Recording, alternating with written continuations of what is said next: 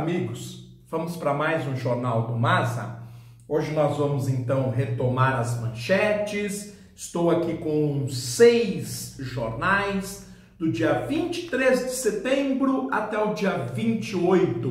Vamos lá colocar o noticiário em dia, começando com o noticiário da Folha de São Paulo da segunda-feira, 23 de setembro de 2019, ano 99 da Folha de São Paulo, edição de número 33.045, orçamento mínimo para a saúde depende do Congresso.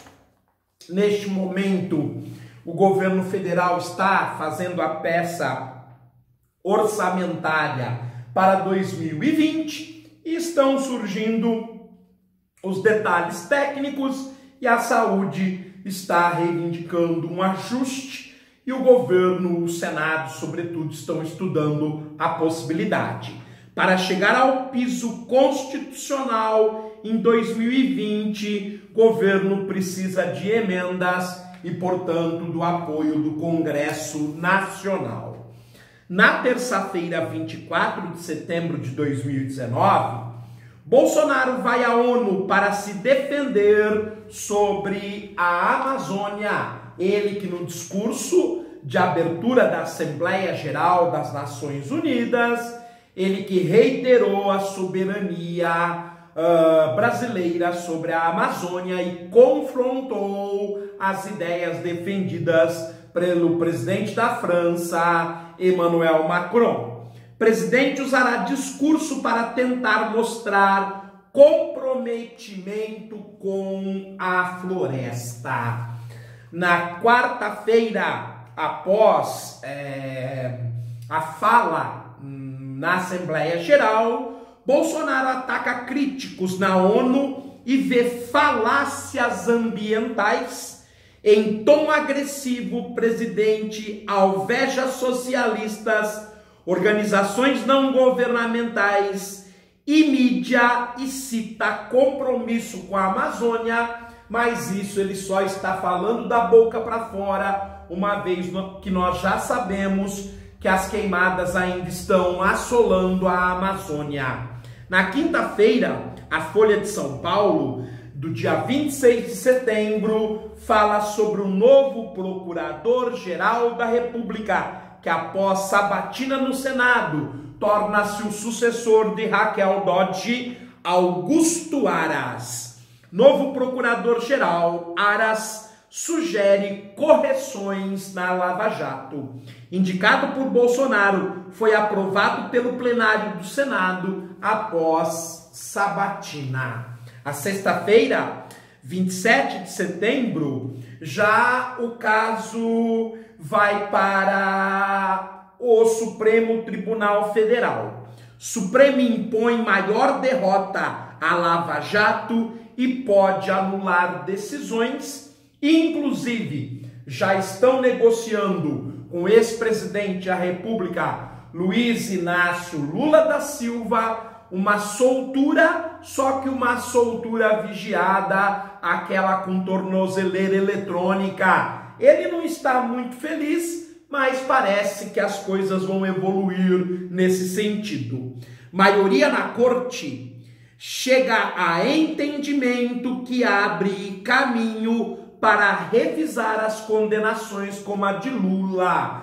Inclusive, dentro do Supremo, com uma abstinência, são 11 ministros do Supremo, foi 7-3. E por fim, a manchete do sábado, 28 de setembro de 2019, onde nós temos aqui uma foto de destaque sobre mais uma operação da Polícia Federal. Agentes da Polícia Federal deixam um prédio de Janot em Brasília. Na busca que incluiu um escritório, foram apreendidos uma arma, um tablet e um celular. E por que eles estavam no apartamento do ex-procurador-geral da República, Rodrigo Janot? Supremo reage e ordena ofensiva contra Janot. após dizer que quis matar Gilmar Mendes, ex-procurador-geral da República é alvo da Polícia Federal e perde porte de arma. Por que isso aconteceu? Porque nesta declaração que gerou esta reação que vocês estão observando, o Rodrigo Janot vai afirmar com letras muito claras que Gilmar Mendes agia em interesses próprios, sendo pagos por grandes empreiteiras e não em interesse do país. Por isso ele falou figuradamente que tinha vontade de matar o ministro do Supremo Tribunal Federal, Gilmar Mendes, e isso teve reflexo, né? De forma, digamos, bruta, o Supremo Tribunal manda investigar e quer acusar de tentativa de assassinato o ex-procurador-geral da República, o Rodrigo Janot. Só que ele soltou a tramela. Agora ele começou a falar toda a farsa que estava envolvida na Operação Lava Jato e as proteções que os ministros do Supremo Tribunal estavam fazendo para, inclusive, influenciar a eleição vencida por Jair Bolsonaro. Bom, vejamos então os próximos capítulos. Nós estamos aqui com uma Le Monde Diplomatique Brasil, a de número 146, a que começa a circular em setembro de 2019, é uma especial, o combate à corrupção com fins políticos, onde ela parece que premonitoriamente antecipa o conflito e o desmonte da Operação Lava Jato. Bem, pessoal, nós vamos fazer uma reportagem especial hoje da Carta Capital, edição de 25 de setembro de 2019, portanto a atual. Nós que estamos no dia 28 de setembro, ela que é a da edição número 1073, há um chamado na capa: América do Sul. As eleições na Argentina, na Bolívia e no Uruguai vão redefinir o futuro de uma região prisioneira da crise. Segundo a Carta Capital, esses três países, inclusive vizinhos do Brasil, Argentina, Bolívia e Uruguai, tendem a reafirmar os seus governos de esquerda ou, no caso da Argentina, migrar para a esquerda. E aí haverá uma proteção da China, uma intervenção chinesa para que o subcontinente migre para essa matiz política mais social-democrata. A reportagem ela começa na página 46 e vai até a página 47, na seção Nosso Mundo, Vizinhança Agitada, América do Sul. As eleições na Argentina, Uruguai e Bolívia vão redefinir as perspectivas políticas na região, pelo repórter Sérgio Lírio. E tem uma foto: Evo Morales tenta um quarto mandato, mostrando o presidente boliviano Evo Morales ajudando os bombeiros do seu país a fazer o combate às queimadas que também estão afetando a Bolívia. Luiz tem 46 anos, veste-se como os céus das startups e promete derrotar uma ditadura de 15 anos. Terminar todo lo que hay, tal que seria uma grande novidade na política do Uruguai se a sua persona não fosse tão fabricada quanto a imagem de bom moço do apresentador Luciano Huck. Combate, então, o empresário uruguaio, associando ao estilo de ser do Luciano Huck, apresentador da televisão Rede Globo, e que parece que participará do pleito eleitoral presidencial em 2022 pelo PSDB, com apoio e bênção do Fernando Henrique Cardoso. Na campanha eleitoral, Luiz é solamente Luiz, o que obriga os marqueteiros a um malabarismo para esconder o sobrenome Lacarre Pou, e não há nada de mais tradicional e oligarca naquelas bandas do Rio da Prata. Seu pai, de mesmo nome, Luiz Alberto Lacalle, presidiu o país entre 1990 e 1995. Seu bisavô, Luiz Alberto Herrera, tentou 6 vezes, sem sucesso, ocupar o cargo de presidente do Uruguai. Quer dizer que o Luiz Lacalle Pou, ele tem aí, digamos, pedigree na alta política uruguaia. Em compensação, exerceu o mandonismo no Partido Nacional, os Blancos, por 50 anos. Era um típico caudilho sul-americano, populista, nacionalista e de origem agrária. Apesar dessa herança Lacalle-Pou, o Luiz tem boas chances de interromper a frente de vitórias do esquerdista Frente Ampla do ex-presidente Pepe Mujica. Em outubro, os uruguaios, assim como os argentinos e os bolivianos, vão às urnas para escolher novos presidentes. À exceção da Argentina, onde a vitória da dupla Alberto Fernandes e Cristina Kirchner no primeiro turno parece líquida e certa, dado o completo fracasso de Maurício Macri, as disputas dos outros 2 países estão cercadas de incerteza. O Uruguai é o caso mais intricado. A tal ditadura atacada por Lacalle-Pou corresponde ao período de sucessivos governos da Frente Ampla. Assim como no Brasil, o Luiz Lacalle-Pou, ele é dito um Jair Bolsonaro do Uruguai e quer trazer a direita para dentro do país, o neoliberalismo que já fracassou na Argentina do Maurício Macri. Longevos, a Frente Ampla Uruguaia e Evo Morales precisam superar a mesmice. Durante uma década e meia, os uruguaios escaparam dos sobressaltos dos vizinhos. Enquanto o Brasil e a Argentina afundavam em crises políticas e econômicas, o parceiro menor do Mercosul viu sua economia crescer de forma ininterrupta, apesar de ser social-democrata de esquerda. Reduzir as desigualdades e ter até tempo para avançar em pautas de costumes, entre elas a legalização do aborto e da maconha. Aqui foi uma pontada no governo brasileiro, sobretudo no governo Bolsonaro, que ao invés de governar o Brasil naquilo que era importante, estava transformando o nosso governo numa pauta de costumes, até ser freado pelo presidente da Câmara, Rodrigo Maia.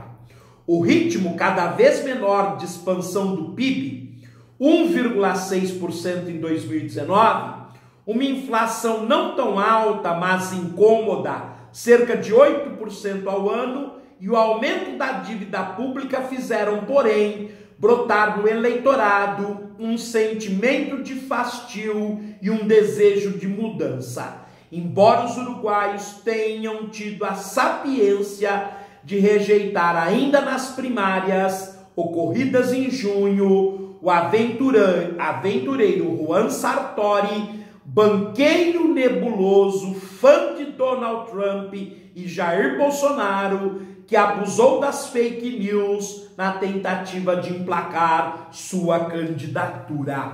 Pelo menos essas primárias ajudam países como a Argentina e o Uruguai a se livrar de marinheiros de primeira viagem despreparados. É o que deveria acontecer no Brasil.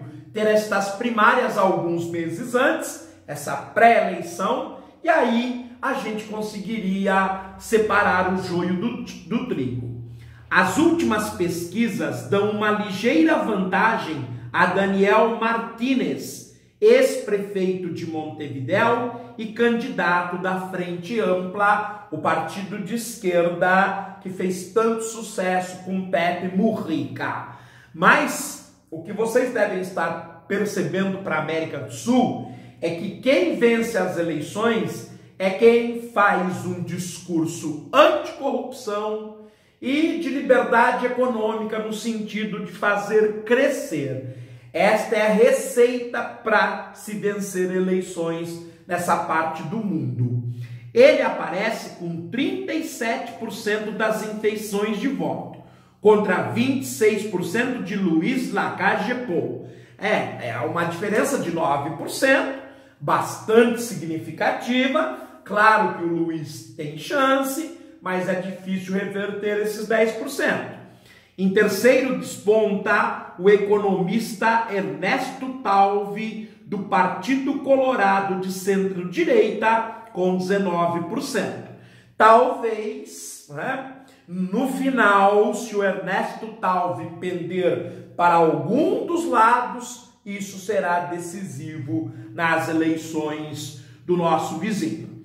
Sem chances de conquistar uma vitória no primeiro turno, Martínez terá de convencer parte do eleitorado de Talvi a reafirmar a confiança no mais longevo e bem-sucedido projeto progressista do Cone Sul, referindo-se então à social-democracia que já tem 15 anos no Uruguai, que está fazendo bem ou mal o país crescer, já que o Brasil está se arrastando do ponto de vista econômico e eles cresceram o ano passado o dobro do que se espera crescer no Brasil. A disputa no Uruguai é de toda forma sui generis. Luiz e Talvi estão à direita no espectro político, mas seus programas de governo não defendem uma guinada radical rumo ao neoliberalismo, caso do governo brasileiro de Jair Bolsonaro, em que Onyx Lorenzoni, ministro-chefe da Casa Civil, afirmou essa semana que eles vão privatizar toda a economia brasileira, todas as 400 estatais. Ao contrário, os dois pregam aumentos dos investimentos em educação e infraestrutura. As diferenças mais notáveis se dão na pauta de costumes. Lacalle Pou ameaça, por exemplo, asfixiar a política de liberalização da maconha aprovada no governo de Pepe Mujica. O aumento da violência também incomoda e a defesa de um endurecimento das penas e do combate ao crime organizado é uma das principais bandeiras da oposição, e aí eles se aproximam muito daquilo que propõe o Jair Bolsonaro. Na Bolívia, a tentação caudilhesca virou-se contra Evo Morales. Seus 3 mandatos modernizaram o país andino, que antes da chegada do MAS ao poder não possuía uma Suprema Corte, criada em 2009, ou seja, não havia o equivalente ao Supremo Tribunal Federal na Bolívia, e isso foi criado no governo Evo Morales. E geraram um crescimento do PIB sem precedentes na história local, média de 5% ao ano. Ainda assim, os eleitores bolivianos não escondem o desconforto com o fato de Morales ter atropelado as regras constitucionais e decidido concorrer uma 4ª vez. Na verdade, ele já tinha alterado a Constituição boliviana para poder ter um 3º mandato, ele o fez. Com essa alteração, ele considera que este 3º mandato é o primeiro após a reforma da Constituição, logo ele tem direito de reeleição, por isso que ele está encaminhando para um 4º mandato, mas mesmo com sucesso econômico, a Bolívia parece ter se cansado de uma ditadura. Não bastasse o governo ter sido responsabilizado pelas queimadas na Amazônia boliviana, que destruíram mais de 2 milhões de hectares da floresta, mostrando que ele também está alinhado com o agronegócio. As pesquisas impedem uma leitura precisa da situação. Uma delas, posta em dúvida por integrantes do Tribunal Eleitoral, dá 31% para Evo Morales e 25% a Carlos Mesa, que já foi inclusive presidente da Bolívia com pouco sucesso. Outra, divulgada na segunda-feira, dia 16 de setembro, registra uma vantagem de 20 pontos percentuais do atual presidente Evo Morales em relação ao oponente Carlos Mesa. Mesa presidiu a Bolívia durante 5 meses, de outubro de 94 a março de 95, período de intensa turbulência, onde se trocaram vários governos, havia-se vários golpes e uma brutal instabilidade política, econômica e social no nosso vizinho. A revolta popular contra a privatização do gás natural, principal riqueza boliviana, quando os ministros de energia e de economia tinham o hábito de morar em Miami, fomentaria o movimento que mais tarde levaria Morales à presidência. Era esta a Bolívia, a casa da mãe Joana. Os governantes saqueavam o país e sequer moravam na Bolívia.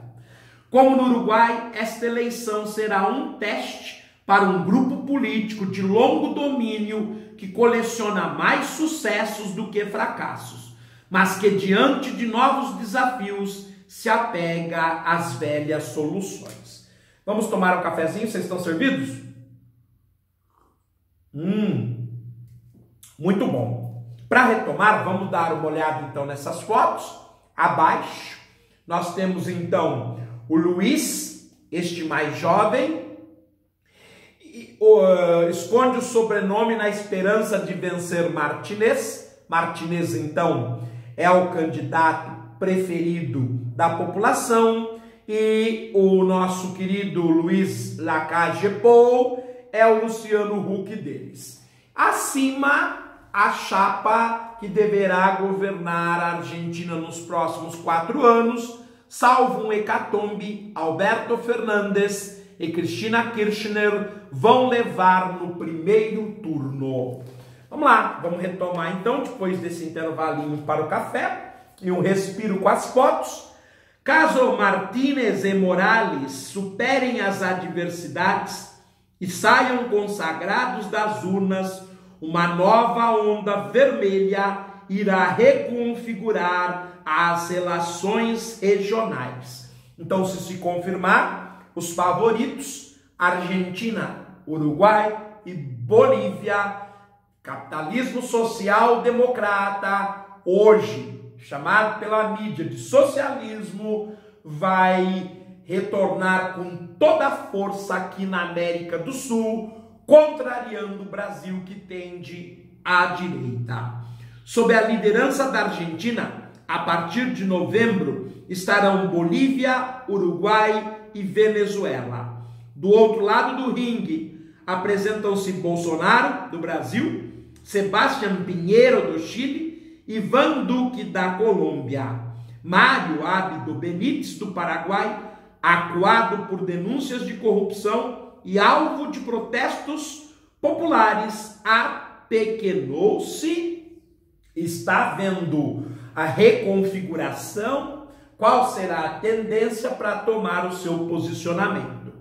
Maior, mais rico e populoso país sul-americano, o Brasil carece, para desespero de quem decretou o fim precoce e torce pelo enterro do bolivarianismo, de uma liderança à altura do embate, para dizer o mínimo. Bolsonaro é uma fonte de instabilidade no arco americanófilo e neoliberal. Seus ataques gratuitos, juvenis e incivilizados contra lideranças do continente dispersam a tropa. O episódio no qual enalteceu o ditador Augusto Pinochet e comemorou o assassinato do pai da ex-presidente chilena Michelle Bachelet, além de mais um vexame internacional, produziu um desgaste na relação com o Chile, obrigado a repudiar as declarações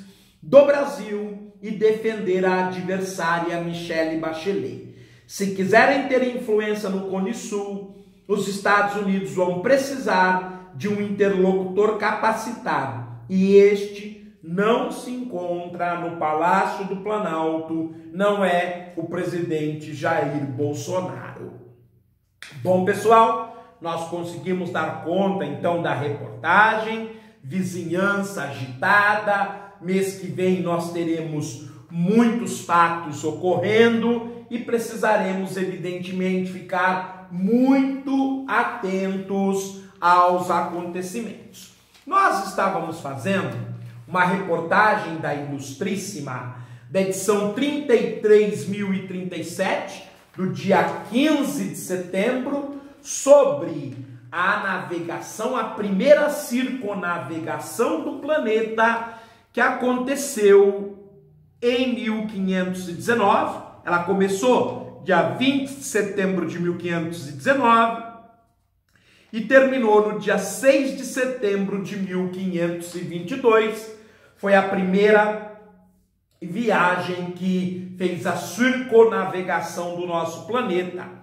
A reportagem chama-se A Viagem que Descobriu a Terra. Foi feita pelo Fabrício Lobel e pelo Marcelo Pigler. Vamos a ela? Em setembro de 1522, chegava ao porto espanhol de Sanlúcar de Barrameda, próximo a Sevilha, no sul da Espanha, uma estranha embarcação com casco perfurado.